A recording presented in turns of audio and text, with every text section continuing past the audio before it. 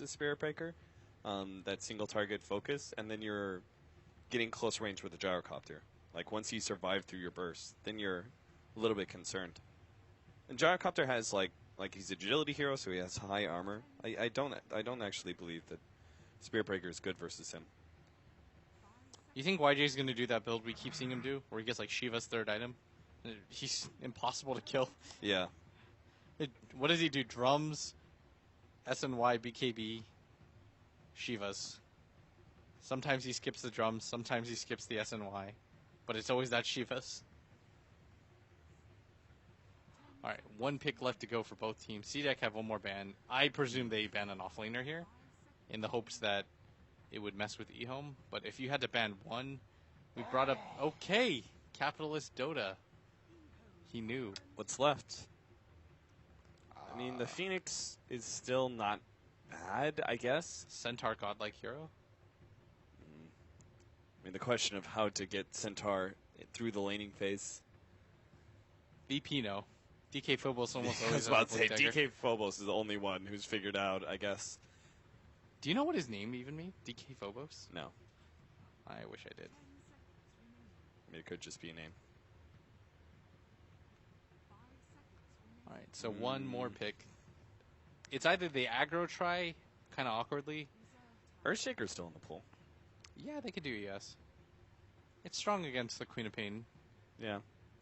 It's okay versus Gyro. Go you. Go me. This is our last game of the group stage, guys. It's a very special moment. What are some of the best heroes left for C-Deck support-wise? Support-wise? Winter Wyvern's out. Rubik's taken away. Like, I'm looking for some sort of single target stun. Some sort of initiating stun, because they don't have a whole lot. It's just the Tusk right now, right? So, I don't feel the Crystal Main, like, is too susceptible to Razor. Can be blown up by Lina and Earthshaker pretty quick. So, I don't like that hero simply because she's too squishy. So, they don't actually go for a stun at all. They instead go for a Visage. That's a run at you lineup. C-Deck really want to run. They just want to run nonstop. I think this is a good idea. You might as well commit to it. You've got a Darkseer, a Tusk support. That pretty much means you want to fight. Do they run an aggro tri-lane here? You could. You'd be running up against a Razor, which I think is pretty dangerous, but I think your tri-lane is still favored, even if it is up against a Razor, because you've got Dazzle and Bane. They could do each dual side. lanes. And then the advantage would be you've got a Darkseer faced up against an Earthshaker. Yeah, I think they just do standard defense. Yeah. Maybe dual lanes at best. Like, C-Deck might go for... I was about to say, both some sides roamy could stuff. actually go kind of dual lanes.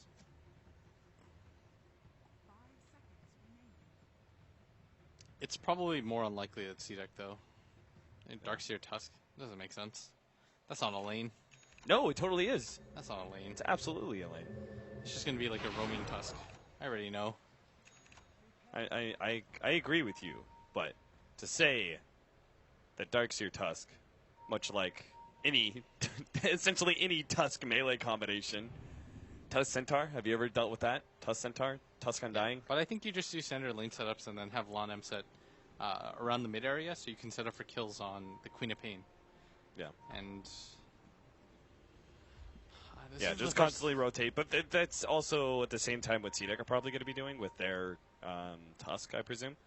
Yeah. Like, Q just sits back, zones out the Earthshaker, and it's going to be like a Tusk versus Bane roaming. Bane's own edge. It's just a good roaming hero. Yeah. It's got really good stats. The move speed is well above average. 315. It's so easy to set up with the sleep. That's why you see some teams like Cloud9 obviously favor it quite heavily, but they also run it in like off dual lane situation. Or the off lane Bane as well, just because the stats are so amazing. Yeah, I think Misery is actually the best Bane. All right. Game number 2 here between eHome and C-Deck. Battle Rune time. eHome are going to go for a contest.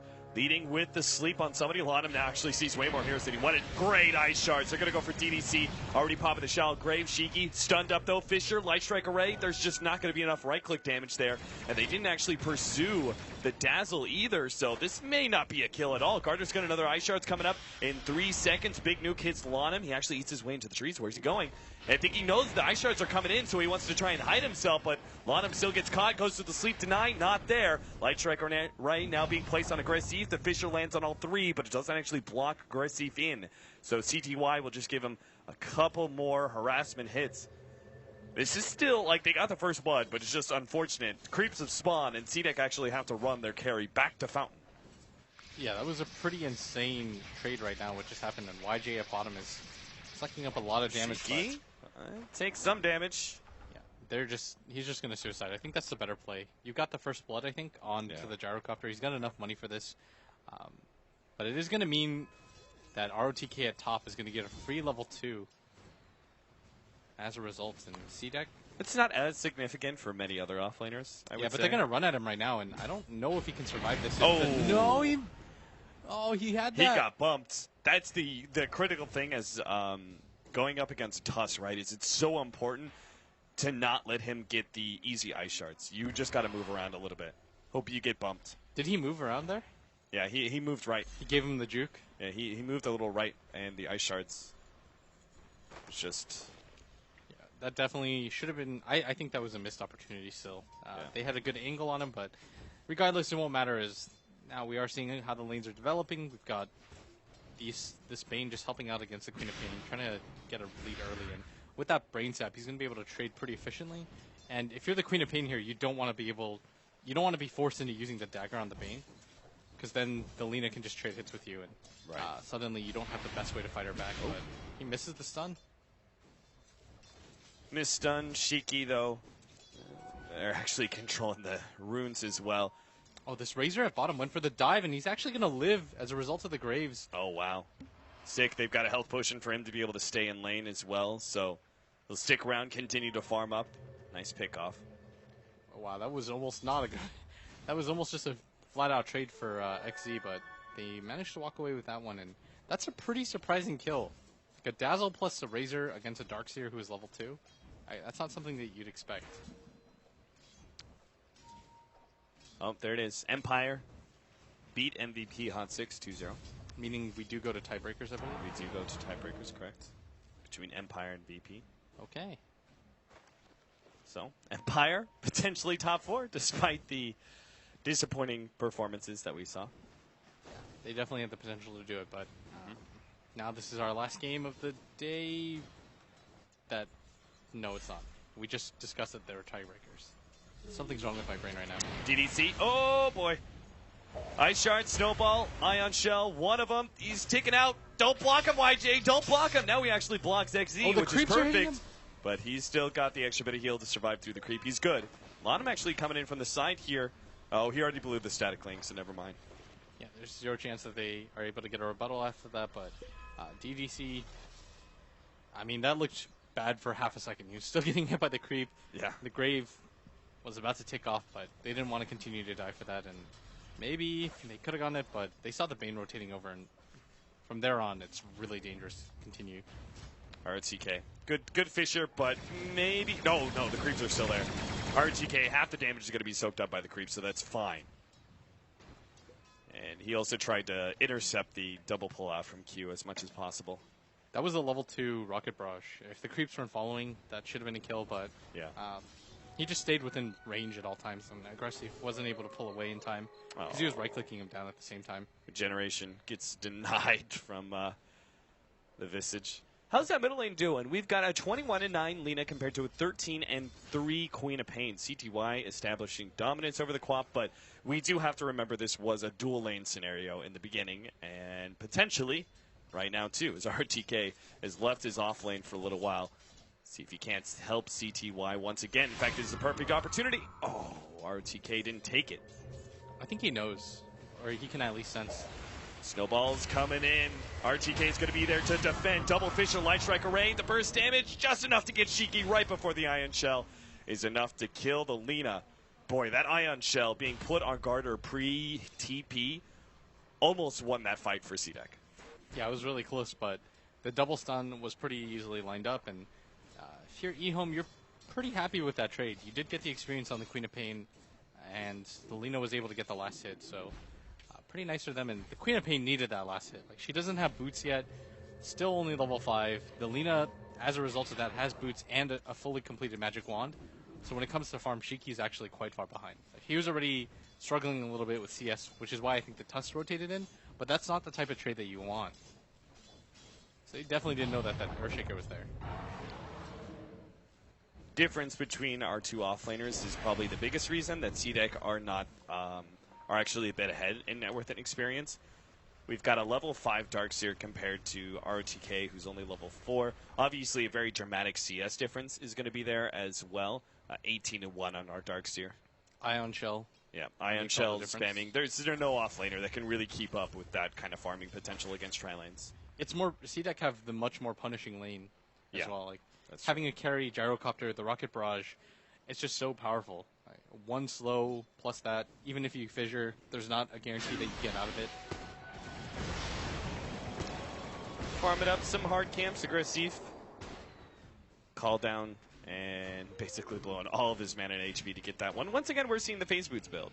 Middle lane, Shiki trying to get him. Snowball actually save him. They're going to try and pop CTY. Shiki, though, still hit by the Fissure, and they managed to get the Light Strike Array on Garter as well, which means Lana, he doesn't actually get it. He has to run himself away. I'm really surprised he didn't commit for that kill on Garter, but he would have needed 3 more right clicks. Perhaps that's just too risky under tower. Frozen Sigil, too. Yeah, Frozen Sigil is... I don't think he would have had enough to be able to get it. He would have maybe 2, maybe 3 hits. And he had Snowball again. Plus he has a Magic Stick Charge. And you know that Lana won't have the Brain Sap during that time period. So it was just really dangerous to be able to trade that off. And but still, eHome is getting the slightly better of these exchanges because it's their Lina that's getting the last hit. And it's not the Queen of Pain that's getting the last hits. And she's already far behind. She just picked up a Magic Stick. Nowhere even near the realm of boots. Like, she would have to have at least another 2 waves to get boots. So all of these trades are working out slightly in favor of CTY. Like, neither of them are doing particularly well because they keep trading off, but she is ending up on top of it. Yeah. RTK also getting the being able to be a part of the Queen of Pain kill was probably pretty important for him in experience, and he actually has Arcane Boots as well. So they're not the Tranquils and Soul Ring build for this one.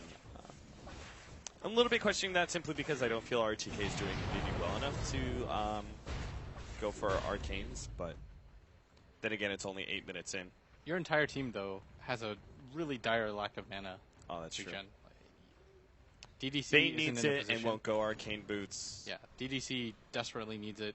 Your Razor can even benefit from it, and I just think it's a good item for at least one person on your team to have. Yeah, and you've got a bunch of supports who don't really go for it. Yeah, the Lina's going for Treads right now. She's not going to go for the Bloodstone build or anything. So it probably is going to mean Treads into Yules, something of that nature. And so if she does that, she will need help with the mana angle. DDC's getting some farming time at bottom lane, that's for sure. Our Razor has now rotated up to top. Why do you think that is? I think it's... You have to give some experience to one of your supports. DDC... he's not going to really get too much farm, but he needs some time to be able to do it. YJ is really difficult for them to kill, and they know the Gyrocopter is probably in the jungle, but he's going to have to rotate around again. And eHome, the one concern is that I think they kind of need a mech carrier, especially if somebody from CDEC gets one, and XZ's about to get one, and eHome don't have one. They're actually just going to make... the Razor should get one, actually. He has a Ring of Regen. Like, he should almost certainly be building for one, but... It'll be pretty significantly delayed behind the Darkseers.